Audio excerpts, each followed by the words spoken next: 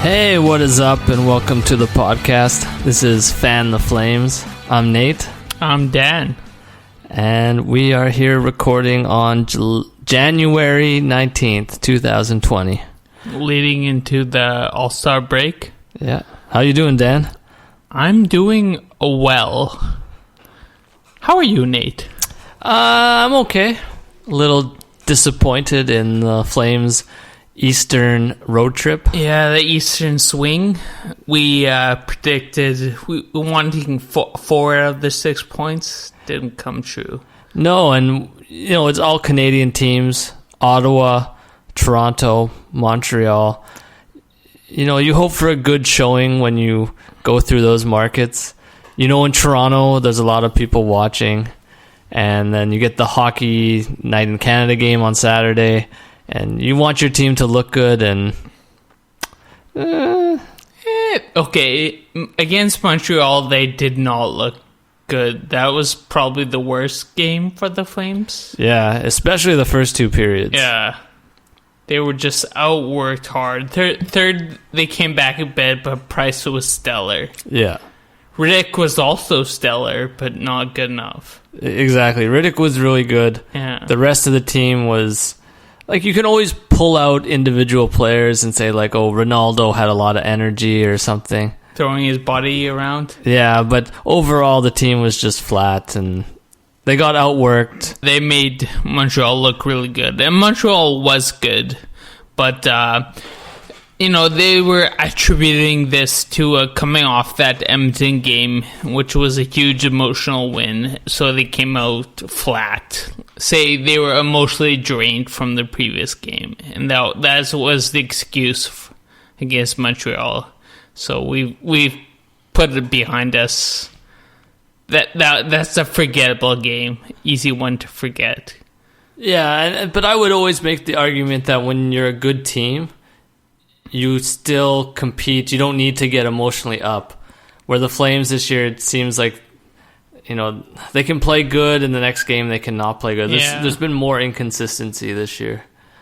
And so the next was the Toronto game. Yeah, well, Diverick was good in Montreal. He carried that over and was stellar in Toronto. His best game of the year, for sure. Yeah, he was the difference maker. Unbelievable, in the game. Man. Robbing Matthews still hasn't scored against Calgary. And he had 7 shots. No, he had 10. 10 shots. Nine shots plus a shootout attempt. Yeah.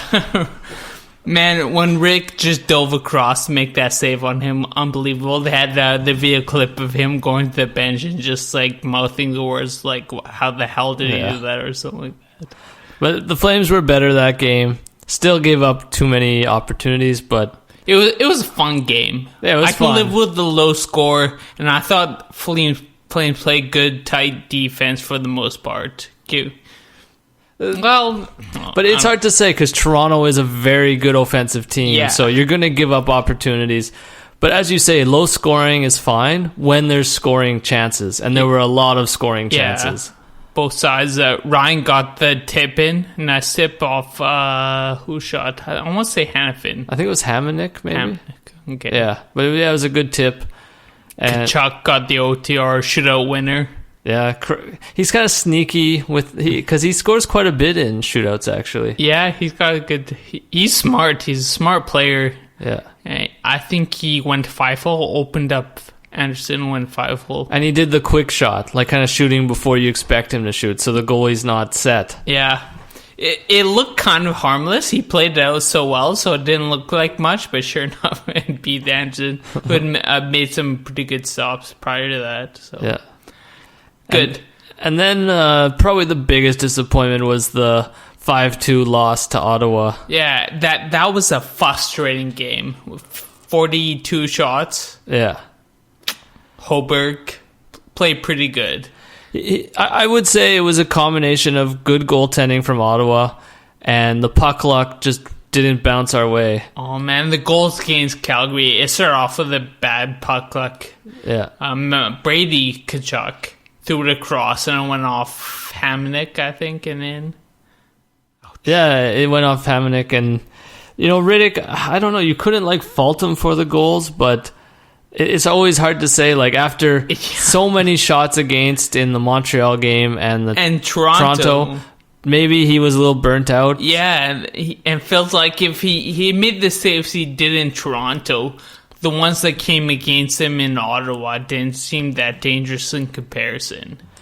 Yeah, and we had so many opportunities going the other way that just didn't bounce in. Fostering bad puck luck, bad bounces. But so that leads to the question, like, how do you feel about Riddick playing every game, given that Talbot had also been playing well prior to these 3 games? Well, I don't know if we talked about it, but everyone else was saying that Talbot gets 2, Riddick gets 1.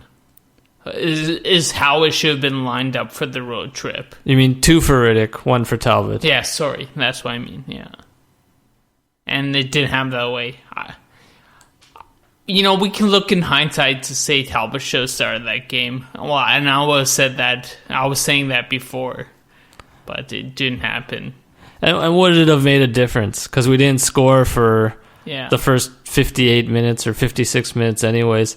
But it did seem like it was a decision based on Riddick playing so well in Toronto and Montreal that they just said, okay, he's played so well, let's give him another game. Yeah, but Talbot played really well in Edmonton, but they didn't give him Montreal. That's true. That is true. And I think it goes to also the mentality that Riddick is the number 1. Yeah.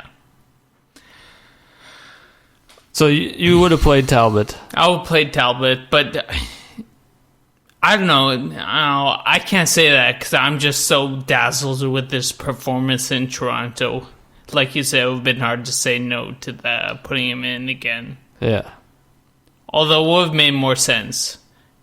Yeah, that was the... I think the decision also was driven by the fact that they have 8 days off. Yeah. Probably if it was a normal schedule, you would have seen Talbot for sure. But given the fact there's a long break, that might have factored into the decision as well. But that's been the first decision by this coaching staff where you it's a little curious. That's true. A little curious. Yeah, the honeymoon phase is over. Time to start second guessing. Good, I love it. One thing happened in the Ottawa game. Jankowski scored Calgary's first goal and his first goal of the season. Yeah, it's about time. I think he had 17 last year, maybe. Like he had a pretty 14 and 17 the year before. Yeah, so he's at least got more than 10 every year. Yeah, he's a decent player with a good shot. Yeah. And it's taking him this long to pot one. Another big positive for me was it was a pretty nice backhand shot. It wasn't some garbage goal they just slapped in or a Lucic stopping and kicking the puck. It wasn't a 4-0 game though. That's the only thing. Yeah. Is the defense gets a little more easy to go around when it's 4-0. But I do wonder how much of his goal total is influenced by the fact that he's playing with Reeder and Ronaldo and Bennett. Like, these aren't exactly offensive powerhouses he's I don't playing think it beside. faced him last year. But he played on the third line last year, I think. Yeah, but with Bennett... He had Bennett, but he also had... I'm trying to think who else he played with. He must have played with Frolik some of the time. Neil. I just mean, now you're on the fourth line, you get limited minutes, you're playing with guys who aren't offensively gifted. Maybe that's also factored into his struggles. It could, but I think where he was at, the kind of player is he should have been the one driving the line. Yeah. Should be. And he's been playing good these last 3 starts because, he was sitting for a while. They took Ronaldo out. Jankowski back in for this Eastern trip, and I thought this was coming up. Jankowski was playing pretty good, so now he's finally showing it. But the question remains, like, what's going to happen to him in the future? And obviously, the organization can't be happy with this production.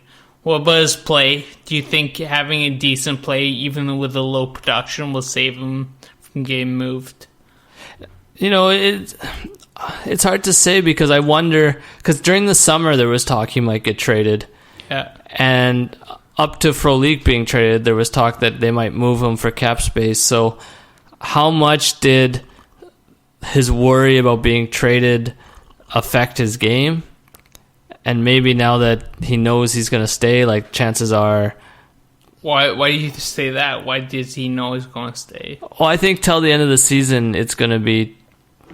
Chances are he won't get moved. I think he's in for the end till the end of the year. So maybe that'll help.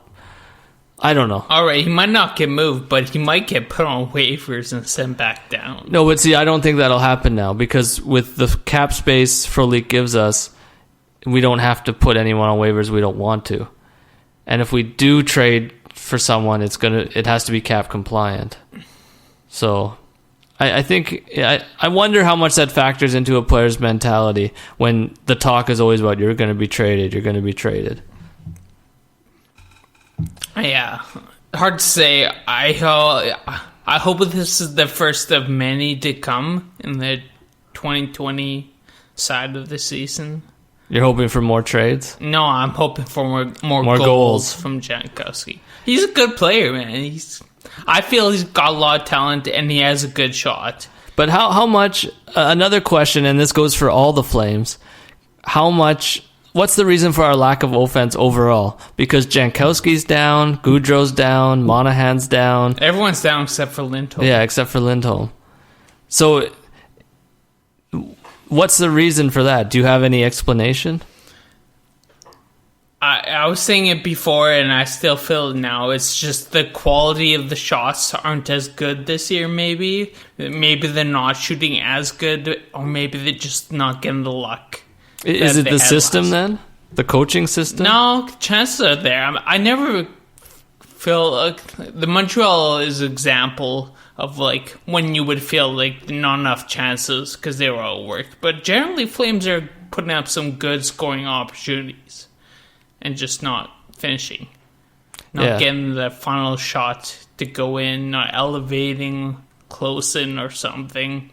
I don't know, Monahan will shoot it wide more often than he usually does. Stuff like that. Because I did see they showed the statistics on Hockey Night in Canada.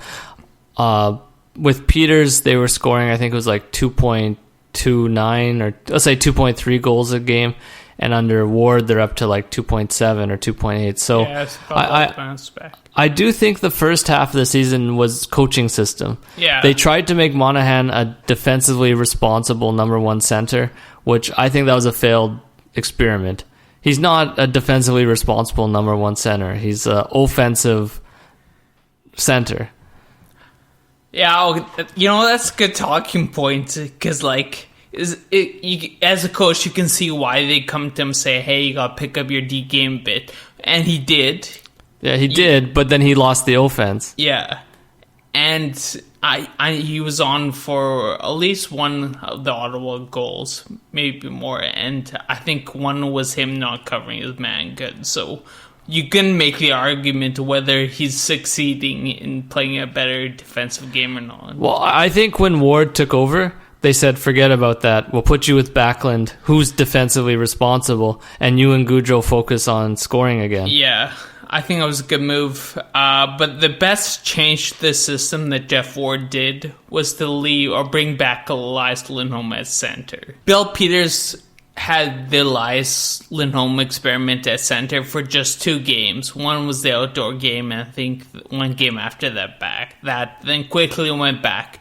Jeff Ward instituted or kept to the change, and I think that paid off the biggest for the coaching, or as a result from the coaching change. Yeah, because I would always say I don't think Gaudreau and Monahan are guys who are going to take you to a cup. They're good players, but they're not like game breakers in the sense of Crosby or...